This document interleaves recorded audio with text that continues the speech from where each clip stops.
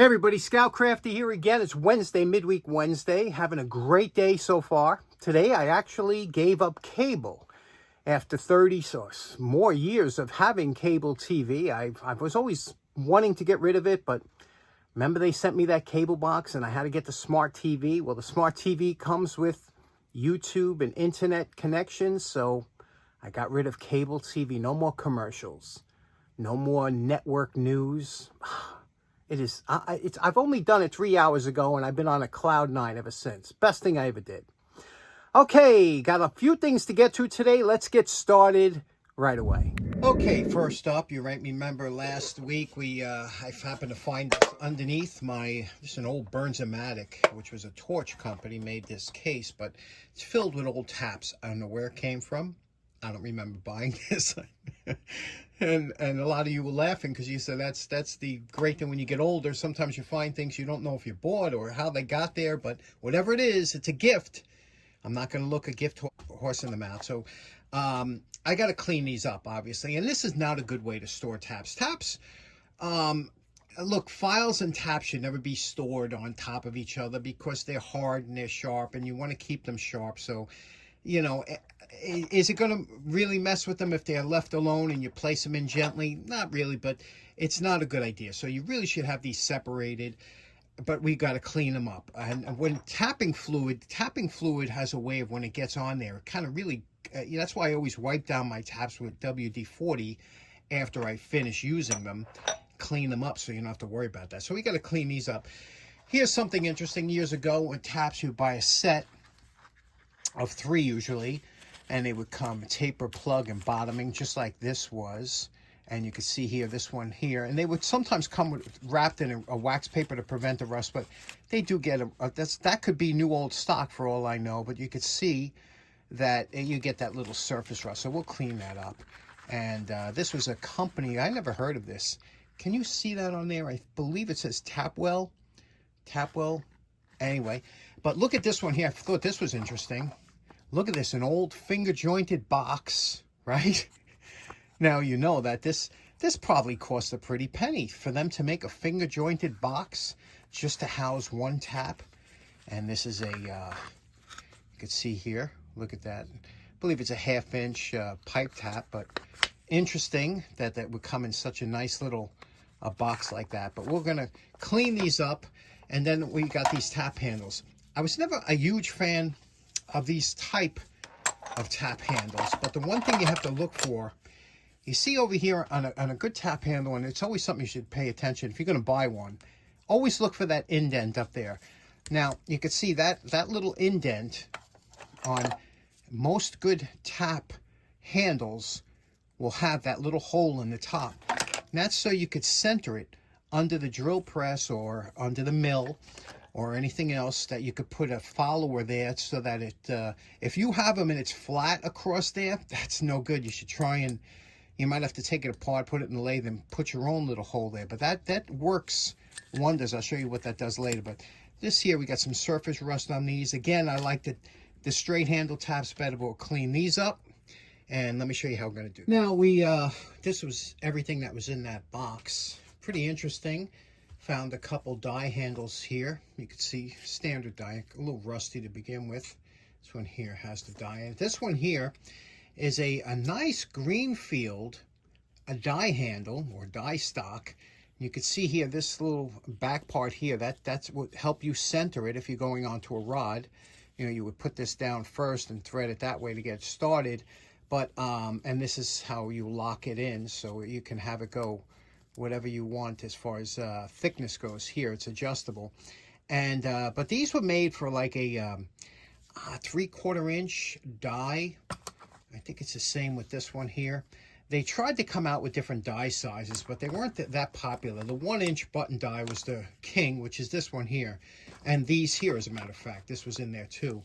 Somebody left a bunch of these, so they have it on a wire, which is good because we're gonna have to clean these. And what I'm gonna do now, if you look at this tap here, for example, you look at that, you go, a lot of people would just walk right by that and say, this thing is junk. Especially, God forbid, any of you guys pass away and your wives see something like this. That's going right in the trash. This is a sharp tap, and there's nothing wrong with it. What you see here is that on there is dried up cutting fluid. And unfortunately, now you can use all types of things for different cutting fluids. Guys, years ago, they used to use lard, and you know what happens to that. But anyway, a lot of these things, they get all, look at them. They look horrible, right? You say, oh, that's junk. It's a junk tap. Even this one here, you say it's junk. A lot of these things are absolutely fine. They just need to be cleaned up. Now, it's really important. They have to be sharp. Any kind you have a cutting tool, you cannot go over it with a wire brush, or even a hand wire brush will dull these out. You got to use a toothbrush and chemicals to get this out of here, you know. So we're going to put this in what's a very good chemical, believe it or not. Now, years ago, when I was a kid, my father always had old gas, you know, gasoline. That made a good chemical, and there was always kerosene floating around, another good cleaner. But they're kind of toxic to work with. I got that big old bucket of vinegar. Vinegar really does a good job when it's got time. I'm going to throw all this stuff in the vinegar and let it sit, and then pick it up. You know, it loosens it up, scrape it a little bit, put it back in. That's how you got to work with vinegar. But that's where all this stuff is going. We'll see what it looks like when it comes out. Okay, next up, you know, I love my multimeters, right? And I saw one on a channel a while ago, and it was so inexpensive. And I said, you know, I know a lot of you guys have kind of been on the fence about getting one, and I'm hoping that you might consider, if you don't have one, picking maybe this one up. But it made me think about my first multimeter that I bought when I was, I must have been about 13 or 14 years old. And I remember it was also one of my first experiences with shame. And let me tell you the story real quick. This multimeter that you're looking at here is a Murimeter, and I bought that when I was a young man. I was just into CB radios, and I was getting into things like that. And you needed a multimeter to check out, especially for continuity. So I bought that, and I bought it from, there was a place here in Flushing called Master John and Klein, and it was an electronics store. And it was right next to the RKO Keats movie theater. Went to there, and they lived down the block from me, the family, the Master Johns. They lived right there, you know, right down the block. Great, I knew them growing up. Anyway, I went to the store, I bought the multimeter, and I remember it was like, I think it was 12 bucks, all right? $12, which back in 1975, was, especially for me, you know, it was a day's work, you know, 12 to, anyway. So I bought the meter. I loved it. I was working with it and then doing all kinds of experiments. Then one day I made the dreaded mistake of leaving it on ohms when I was checking voltage, AC voltage. And you know what happens. Some of you guys are laughing right now because it might have happened to you. But you get a little poof from your meter and a little wisp of smoke comes up and you just fried your meter. I was like, and I knew it as soon as I touched it and I heard the poof, I was like, oh, I forgot to put it on voltage. I had it on ohms. I said, you know what? I put it back in the box, and I brought it back to M&K, Master John and Klein, M&K Electronics. And I said, look, it's not working. And I played dumb, right? I played dumb.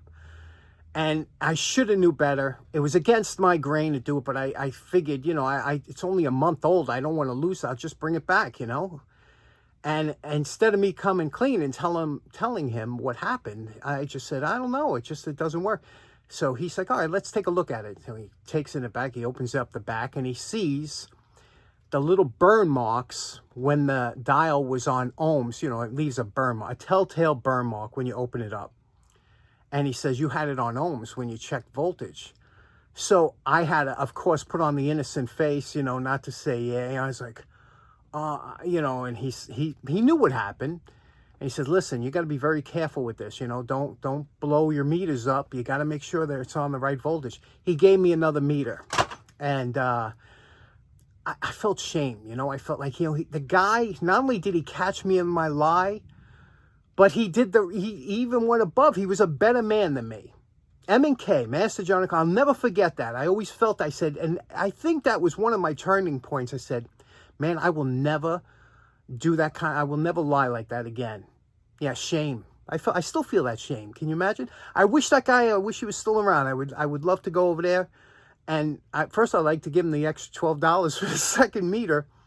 But, you know, I would like to apologize and thank him for, you know, for him being a better person and making me feel that shame. Do you know what I'm talking about? Ever happened something like that to you? Okay, so this is what we had planned. I want to show you this. I picked this up just because I'm an impulse buyer and I enjoy multimeters, and I saw this and I never had one of these meters that is a auto ranging meter. And let me show you what this means and how it works. This is a Tesmen.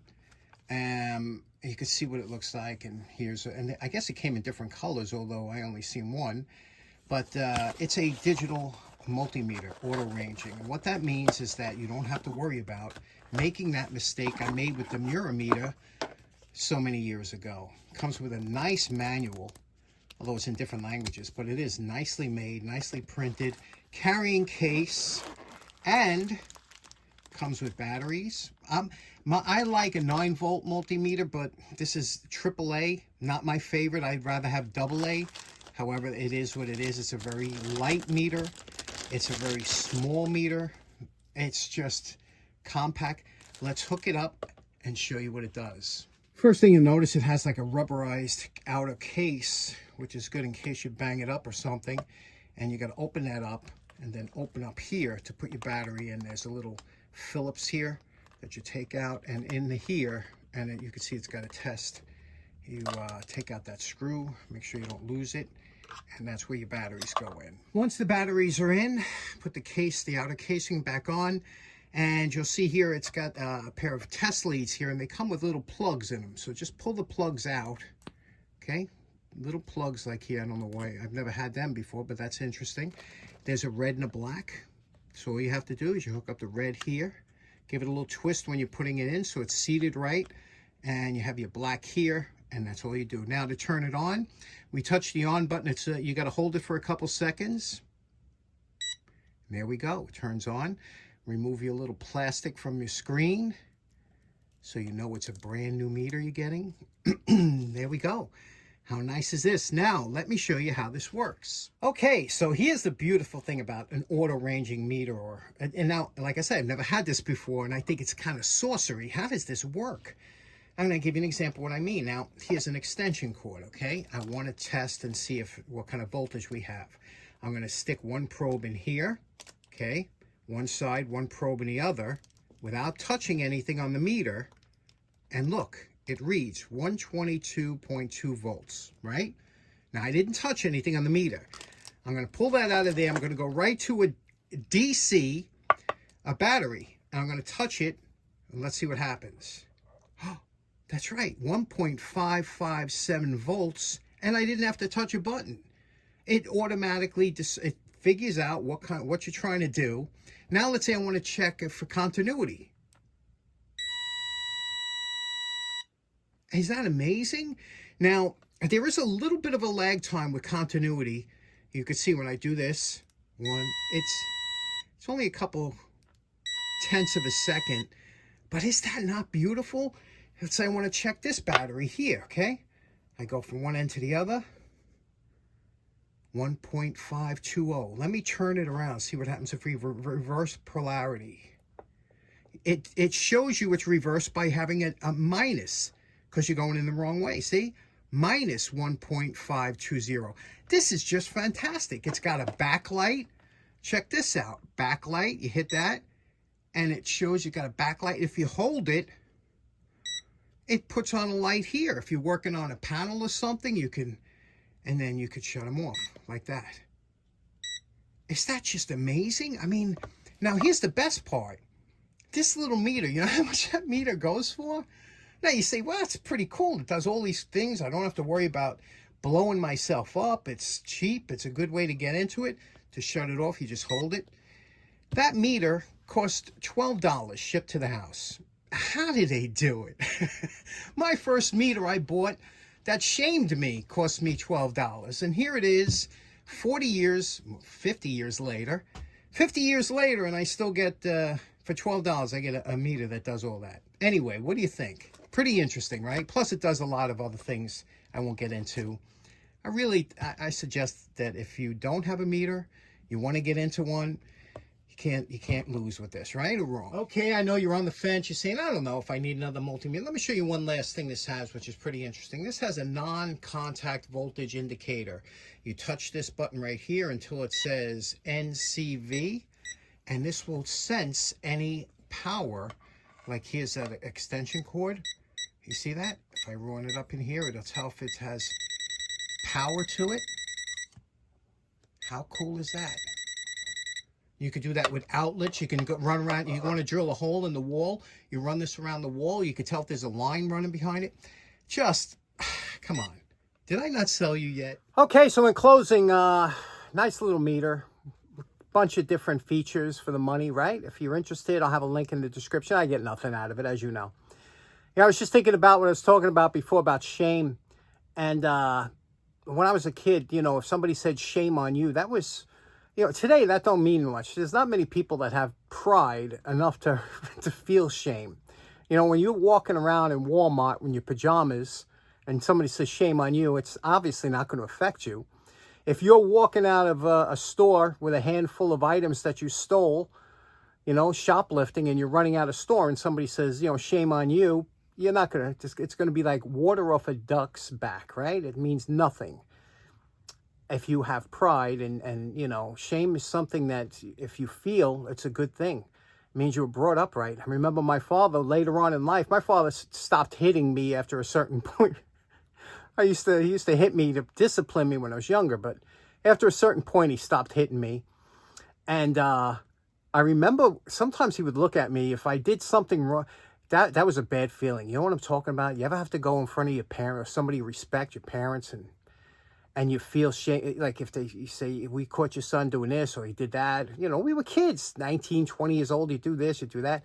But I mean, the last thing you wanted was to be brought in front of your parents, you know, and feel that shame, you know. Even if they didn't, sometimes if you took a beating, it was better than feeling the shame, you know, and the guilt. Anyway, hope you have a great day. We'll see you again on Friday. Take care now. Bye-bye.